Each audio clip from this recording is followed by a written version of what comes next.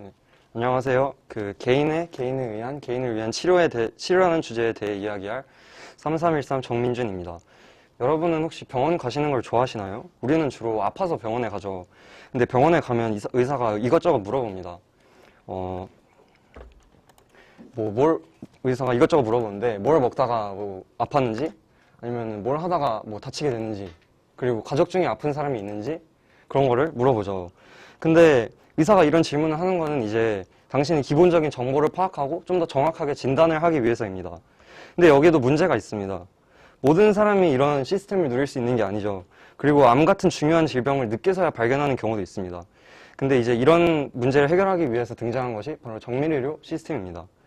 우선 정밀의료는 환자의 유전체, 환경, 그리고 생활습관의 차이를 고려해 서로 달라지는 질병의 특성에 따라 질병을 예방하거나 치료함을 목적으로 하는 진단입니다. 환자의 모든 정보를 데이터화시켜 그 질병 치료에 쓴다라고 생각하시면 될 것 같습니다. 정밀의료 기술의 핵심은 여러 기술의 융합입니다. 유전체의 분석을 위한 생명공학 기술, 그리고 정보를 수집하는 기술, 그리고 마지막으로 그 수집한 정보를 다시 분석하는 기술이 이 세 가지가 완전히 조화를 이룰 때 정밀의료는 효과적으로 작동하며 우리가 원하는 효과를 가져올 수 있습니다. 우선 이제 유전체 분석 기술에 대해서 말씀드리겠습니다. 먼저 전체 유전체 시퀀싱입니다. 그 전체 유전체 시퀀싱은 약자를 따서 WGS라고 하는데요. 이 기술은 사람의 DNA의 전체 염기 서열을 구하기 위한 방법입니다. DNA, 이제 우리가 유전물질이라고 하면 대표적으로 DNA나 RNA 같은 유전물질이 있는데 인산, 당, 염기로 이루어져 있고 이들의 염기가 서로 상보적인 수소 결합을 하고 있죠. 이를 통해서 그래서 이 원리를 이용하면서 내가 모든 서열을 알고 있는 그 DNA 조각들을 이용해서 사람의 DNA에 붙이고 그래서 상부적으로 결합을 시켜서 사람의 전체 DNA를 알아낼 수 있는 것이죠. 그리고 이 유전체 분석 방법에도 여러 가지 시퀀싱 방법이 있는데 대표적인 것이 NGS 방법입니다. NGS를 여러 번 반복하면 이제 전체 염기 서열을 알아낼 수 있고 그러면 이제 한 사람의 유전적인 구조적 변이나 아니면 유전자 발현 조절과 같은 변이의 이상을 검출할 수가 있습니다.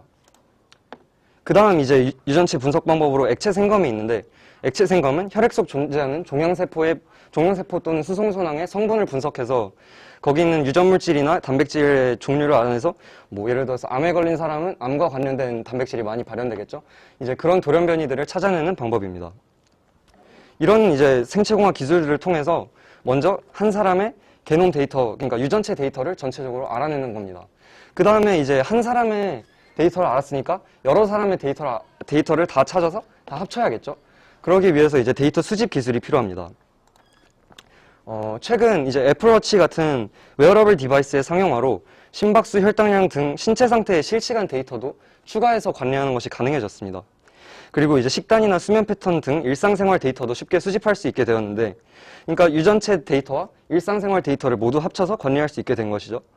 대표적인 예시로 미국의 PMI 코오디네이팅 센터가 있는데, 이거는 이제 미국의 질병관리본부 NIH에서 정밀의료를 현실화하기 위해서 설치한 기관인데, 여러 코호트, 즉 코호트가 뭐냐면 이제 격리 집단인데, 격리 집단에 분산되어서 저장된 데이터를 하나로 합쳐서 전체적으로 관리를 하는 거죠.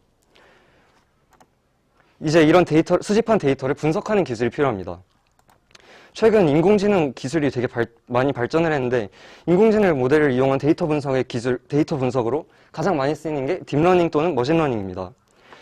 생명공학 분야에서 한 가지 예시로는 알츠하이머를 진단하기 위해서 머신러닝 알고리즘을 씁니다. 이게 어떻게 작동하냐면 사람의 염기 서열의 SNP, 즉 단일 염기 다형성 데이터를 분석해 어떤 부분이 알츠하이머 발병에 선천적으로 연관이 돼 있는지 판단을 하는 겁니다. 이게 말이 좀 어려운데 다시 말해서 한 사람의 유전체 전체를 분석하고 그러면 거기 이제 딱 봤을 때 이상한 부분이 있을 텐데 그 부분을 찾아내서 이게 어떤 암에 영향을 주겠구나 하고 그런 거를 알아내는 거죠. 그래서 이를 통해서 이런 복합적인 과정들을 통해 정밀의료가 가능해집니다. 여태까지 총 3가지 과정에 대해서 말씀을 드렸는데 이 3가지 과정을 다 하나로 합치는 과정이 필요합니다. 네. 근데 아직 이런 기술의 융합에서 아직 문제가 아직 존재합니다. 그렇게 아직 상용화되지 않고 있는 건데 우선 가장 첫 번째 문제점은 현재 WGS를 하는 데는 많은 비용이 든다는 것입니다. 시퀀싱 자체의 비용이 많이 들기 비싸기도 하고 이것을 여러 번 반복해야 하기 때문에 돈이 많이 나가는데 이 비용이 절감되어야 정밀의료의 목적에 맞게 개개인을 위한, 그러니까 가난한 사람이든 돈이 많은 사람이든 이런 모든 사람들을 위한 서비스가 가능해지는 것입니다. 그리고 그 다음은 검사 정확도의 향상이 필요합니다. WGS는 전체 유전체를 분석하는 기술이기에 분석 정확도가 상당히 낮습니다. 서로 상보적이지 않은 염기들끼리 결합을 하게 되면 우리가 이제 그 사람의 유전체를 잘못 알게 될 수도 있고, 그리고 충분한 데이터를 얻는데 문제가 생길 수도 있습니다. 정밀의료는 또한 데이터를 더 많이 가지고 있을수록 정확도가 높아지기에 아직 그런 한계를 가지고 있죠. 그리고 예를 들어서 아까 말씀드린 알츠하이머 병에 걸린 지구상 모든 사람들의 전체 DNA 서열을 모두 확보할 수 있다면 알츠하이머의 관리 성능이 훨씬 향상될 것입니다. 그런데 정밀의료가 아직 활성화 단계에 있고 유전 정보에 대한 연구 자체가 20세기에 시작된 것이기 때문에 아직 그렇게 오래되지 않아서 데이터의 양이 충분하지 않습니다.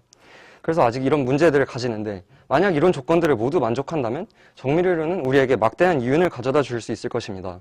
정밀의료는 접근성이 좋고 높은 정확도로 개인의 질병을 예방할 수 있기 때문에 사람들의 건강 수준을 크게 향상시킬 수 있을 것으로 예측됩니다.